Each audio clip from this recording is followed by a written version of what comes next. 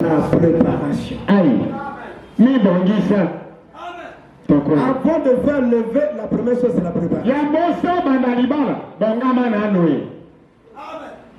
Vous pensez que moi je peux vous accueillir de faire lever avec une sœur ici sans que vous avez fait la préparation.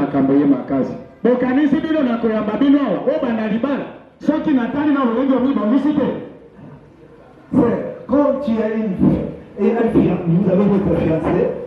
Si je note que vous avez fait le fait, il faut qu'il puisse me montrer la préparation qu'il a fait.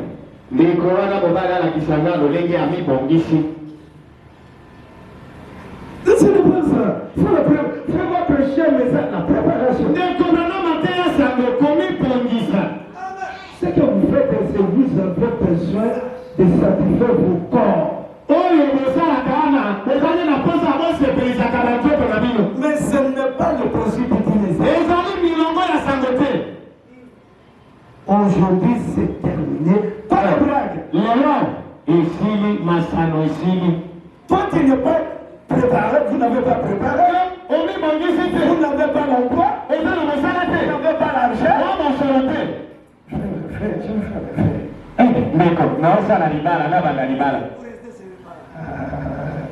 Ce sont des aventures. Amen. On connaît la tour. C'est Christian Adembi. Agena Jonathan mon papa, on a kufata mon kufwa kuna animé. Ah, c'est ça. Parce que on va animé. Là, j'attends mon papa, mon frère, na ici maintenant. C'est ça le problème. Quelle est cette chose de mariage? Il y a aussi des femmes des jeunes filles qui sont devenues des ingénieurs, des sociétés, des docteurs. Ils achètent toujours les mariages. Et toi, tu n'as pas même étudié conformément.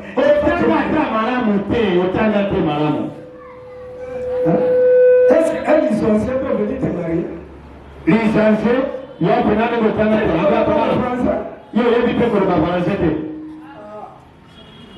bon. Tu vas prendre la voiture.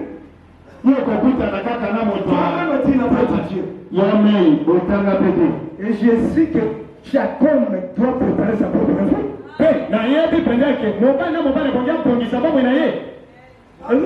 Je peux donner le témoignage. La fille de ex mon père, papa Mou. Mon ami à moi aussi ingénieur En construction.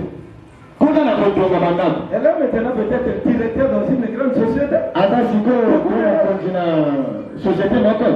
Et son mari c'était un avocat. La fille est là, remet quand combien par mois.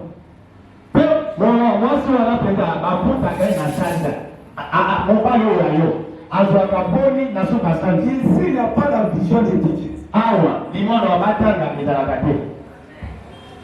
Et moi, je le fais.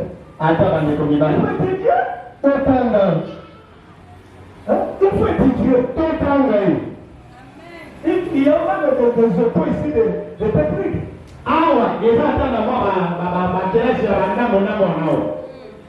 Tu peux faire le moteur, tu peux étudier, faire le mécanique, ça peut vous aider. Moi, je suis du pilote. Je suis passé. Je suis béni. Moi-même, c'est l'âge. Pourquoi? Qui est ministère?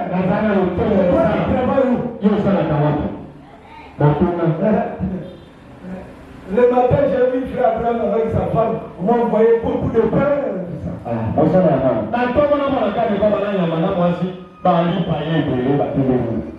J'ai vu Sarah de m'envoyer 5 de billets.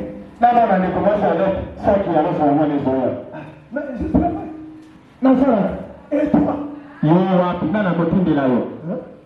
Et le jour que l'œuvre est tabernacle connaîtrait, Dieu le passerait. Je suis un béni. Comment on ne peut pas manger? c'est les grandes églises. Oh, les gens ne vont pas y avoir le sang. Toi, tu travailles où? Le sang à Kawapi. C'est Dieu venu sur le frère avant avec les frères Jacaré les autres. Ça m'a pas donné quoi, on a des convertis à peine à ma souffle. Ce sont des courageux. On a ma théorie, le matin, ma casse. C'est la vie. On a La vie est la vie. Pas mon nom, c'est un gars qui a pris mon lit. Toi, tu n'es pas du social. On a une sincérité. Je ne peux pas prendre des laisser pour Ngai, la contact maman qui t'est. mais vous me posez, mais tu n'as rien. Il n'y a pas de son métier. Nous avons d'abord le président à la côté. Nous sommes les agati, les agati. Les entreprises. C'est une grande entreprise. Les hommes au monde. Il fallait se jeter là-bas. Et pour qui il était à Kuna. Travailler là-bas. Sarakuna. Les motos là. Pourquoi des chômeurs? Ça, c'est la malédiction. L'expérience d'un chrétien, c'est travailler. Il y a des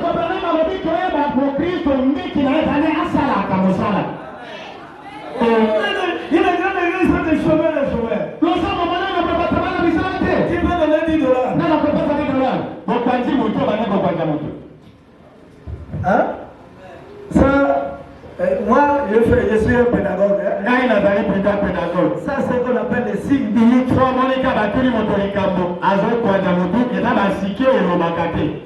là, ce sont des signes bibliques. Bongo, tu n'as rien. On va prendre ça. On n'a pas de coup. On a la civilité. Voilà, c'est la Ça, c'est le phénotypisme.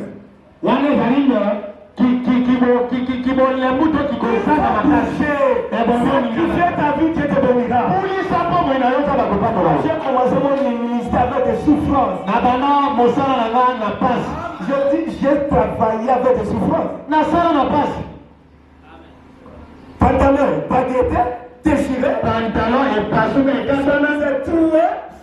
Si mi si koto ya J'ai prêché colombe des années. ngai na taya penda J'ai prêché colombe des années. na tei emenga kiti.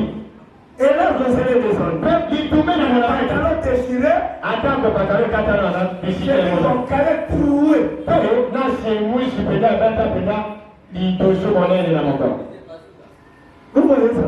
Mamani yako Et jusqu'aujourd'hui, kino j'ai pris des choses au sérieux. na zwakale makambo na siri. Ne dormez pas à la maison, sortez. Yo kola la kananda kote bima. L'église est toujours les pauvres. Pourquoi la pauvreté? Lo sambo kaka babola pona nini? C'est Il faut chercher. Mukanano. Ne cherchez pas le mariage. Kolukanano kali bala te. Et pardon.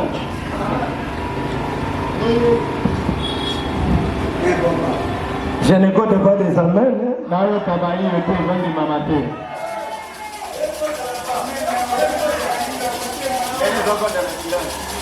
Mais j'encourage le frère Aaron et le frère Jacaré. Ngana zote ni kanigalo na ndiko yakalia ndiko bride. Si vous êtes sérieux, vous êtes des patrons. Mais vous êtes sérieux. Soki pendaka botie penda mayele na bino. Boza batambo batambo. Vous créez deuxième table, troisième, quatrième. Ozali mesa liboso na zeba na misa termine. Le père là-bas, gauche à droite. Okende kuna na mama kiamona yo lokolo mwasi ya mobali tenga Toi, tenga. tu vas me dire le vrai de moi. Yo moko zali mesa bula liboso. Mais c'est une grande entreprise. Wana zali momo wa monene. Il faut la création. Ebongi bokela. Vous aucune église est nous. On va dire, là, aucune église. On sait, mais ça m'a encore mis par l'élection, vous allez être choqués. Tire la souka. Oh, non, aucune église. Mais là, mais ça m'a encore 5 mois. Son amour, 2 000, 3 000, vous sentez. Je vous dis ça. Ce que je vais faire à vos parents, c'est ça. On a ça na bokana de bonne. Je vais vous louer. Mboka kenda ki boso na makam. Et vous, voilà que mesa moko ete le comprend. Mesa moko mibale mitano. Sauf qui n'a mibale, là n'a pas de problème.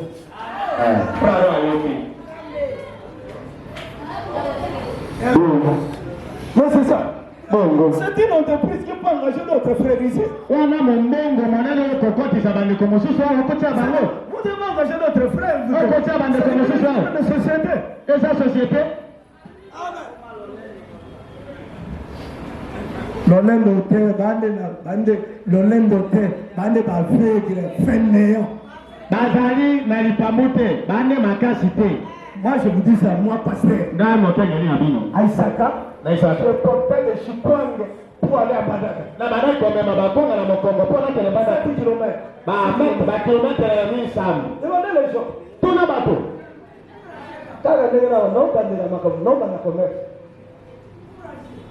Je vous dis c'est la vérité. D'abord c'est la vérité. Mon tomo na bima na masango ebele lokwa na zate. Ma frère Bazate. La tchamba, je perds ma sangue. Ton 10, c'est 5. Ma frère, ma monnaie, la divine. Ma frère, c'est là. Vous n'avez pas fait que vous n'avez pas pour nous. Vous n'avez pas suscité. Vous n'avez pas manqué. Vous n'avez pas nous. Vous n'avez pas pensé. Non, mais bon. Nana va na so kadimi te na kabini. Na bando so timbe so ki em mwana so timbe te na bengio na so timbe te uza kawa so boy na ke ko kera ba mo te puso ko sala o to naka a gata même mon frère après le frère peut former les autres ici. Attendez les autres après la que ça va prendre il y a pas mettre à 7 heures non libaya. Vous êtes toujours coincé, restez assis à la maison. Bino, Bolinika, Nandako, Nandako. Je ne suis pas là que Dieu vous bénisse. Je ne suis pas là. Moi, je donne aujourd'hui propre pasteur. Maman n'a dit que vous avez tout le monde, mon péché. Mon batterie nangai. Être pour vous. Yo, batambu, ça va kambayo. Bakamayo. Donc le pasteur va entrer dans tout vos domaines. Okengeli akokota na makambo na bino nyonso misala na bino nyonso. Qui fait l'entreprise, c'est arrêté otekaka mabaya okosa kote il faut nayeba. De commencer arrêter ozaka kotaka ozoyi na mabaya kati nayeba tozangi discuter. On se met à combien, puis nous c'est à combien, là donc pour ça qu'il y a. C'est la parole.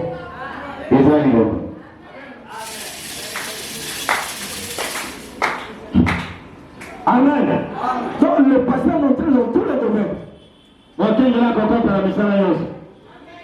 La dîme c'est carrière. Mwako na zo mezange tuzi mosolo na yonga na yo tutangi yango tusangisi tukabuli na zuyo yanga. Oh, papa, votre dîme. Mwako na itadi mena yango ulongoli. Otebo wote. Oh non, va faire carrière. Yaka totanga ngana yo na longoli yo yanga yo zongi na yo yango. Makama oti de yanga longolo zate. La dîme c'est mon propre argent moi. Mwako na zo meza mosolo yanga moko. Il y a des pasteurs mercenaires qui disent que la dîme c'est pas pour les pasteurs. Eh, l'écoute. Mais moi, je mwako na zo mosolo yanga yo. Prêcher la dîme et le franc c'est pour les pasteurs. Na côté à mwako na zo mina makabuza misolo moko. Na côté ça makomi. Et je le critique que frère Branham dans sa maison chaque jour fait des portes de $100 et dans son bureau $100. Nazali na likolo na kolakisa bino oyo ndeko Branham na babanaki kopesa ye $100 na biro na ye mpe na ndako na ye poso na poso. Chaque jour tu poses à frère Branham $100. Mokolo nyonso tu babanaki kopesaka Branham na bomelo na ye $100. L'écriture. Likomi ezali wana bokoyoka yango. Amen. C'est ça le problème. Yango nde likambo. La dîme c'est pour les pasteurs. Mwako na zo mezali mpona mokengeli. Il y a des pasteurs qui sont entrés dans les sociaux, ils ont reçu les sociaux qui sont rétrogradés et les gens sont rétrogradés pour oublier le peuple de Dieu. Quand vous ne donnez pas la dîme à ton pasteur, tu es maudit. Bakengelo bakoti na réseaux sociaux mpona kopebisa bandimi. Amen. 16. basosoli yango Alors nous voulons tolingi écouter. oyoka sikoyo C'était un vrai prédicateur à l'ancien monde. wana moteyi mpenza ya lolenge ya kala À l'état brite. lokolaka mpe Avec une religion poussière bleue na eyamba oyo ya likolo bleu qui tue le péché. oyo azopomba masumu Un pasteur qui tue le péché. mokengeli oyo azopomba Qui masumu prêche la vérité qui s'en tient à ce que Dieu a dit être la vérité. koteya bosolo mpe kotia oyo nzambe azote oyo nzambe azoloba lokola bosolo Et qui libérera les gens. Amen. mpe oyo ekondibisaka bato iyo Qui libérera. oyo ekokangola bato Amen. iyo Donc un pasteur qui va prêcher l'évangile, qui va libérer les gens. mokengeli akoteya sango ekokangola bato Aujourd'hui, on va libérer les gens. lelo tokokangola bato Amen. Amen. Vous devez être libérés. ebongi bokangolama Aujourd'hui, pas le temps de l'esclavagisme. lelo ezali te ntango ya kibowumbu Vous devez être libérés par ce message. ebongi bokangolama na sango oyo Amen. Écoutez, frère Branham, boyoka ndeko branamu qu'est-ce qu'une vision? nini babengi sango malamu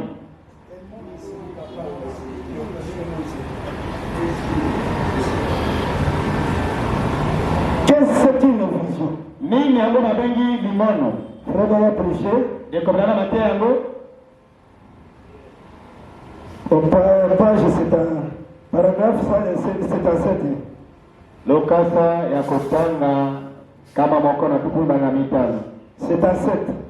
kama moko na C'est un 7. tuku sambo na sambo Est-ce que vous êtes prêts? bobelemi Quand vous voyez quelqu'un en train de dormir, suspendez votre suspect. soki omoni moto azolanga na mopanzi na yo moto wana aza moto asomonganga ye bomitala J'ai dit, nalobi prêchez l'évangile. koteya sango Je ne parle pas de ça du tout. ngai nazoloba oyo nyonso tu wana te Je parle des services d'évangélisation. nazolobela nde mosala ya koteya Et j'ai écouté Billy.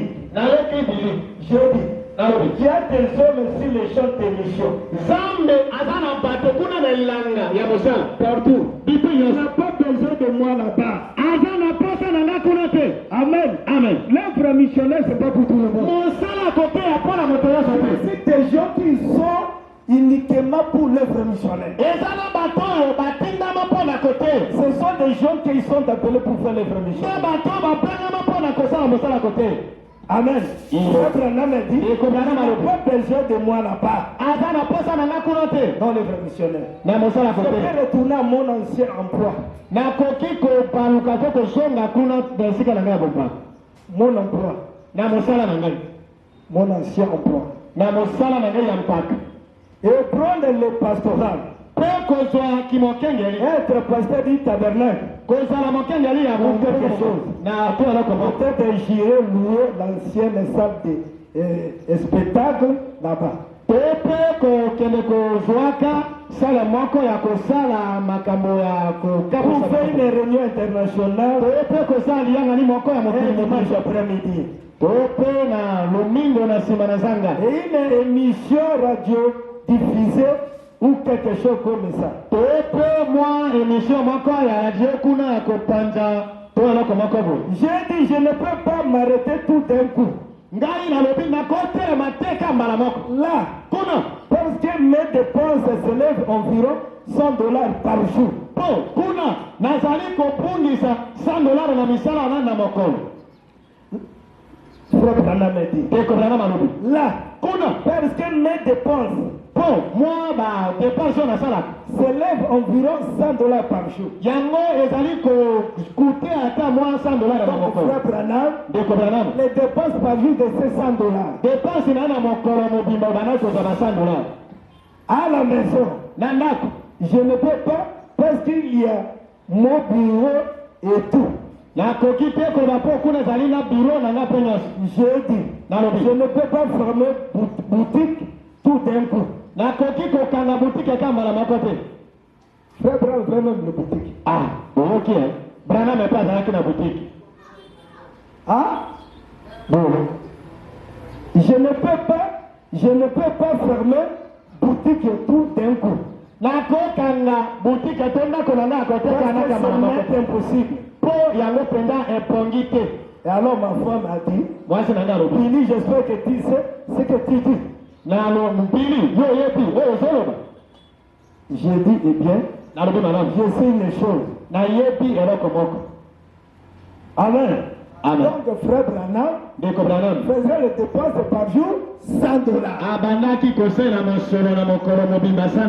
On le payait $100 par mois. Babana pe kofuta $100 na chanja. Et frère Branham recevait des dîmes qui venaient dans le monde entier. Branham babana ko za mako na zombo zo utabi pe nyoso na mokolo. On le voyait partout. Babana ko pinda na mokili mobimba. Amen. Amen. Si quelqu'un veut se comparer avec frère So mo Branham, kanyami ko kisana ndeko Branham atamo kuprimis. frère Branham travaillait. Branham babana ko sala. Amen. Amen. Mais frère Branham dit, Branham alobi. ce n'est pas le modèle de tous les pasteurs de l'Église. Eza lolenga bakenga liyo so basala kate. Un pasteur, Okengeli. quelqu'un qui a le temps plein, Nde moto ya kana ngonga il mobimba. doit être dans la présence de Dieu, Ozala kate mo so bozesa méditer mena. la parole. O manyola kalio. Le peuple de Dieu doit recevoir les choses venant de Dieu. Po libota na zambe bazo makambo te pa na zambe. Amen. Amen. Jusqu'à ce que frère Branham avait quitté l'emploi. King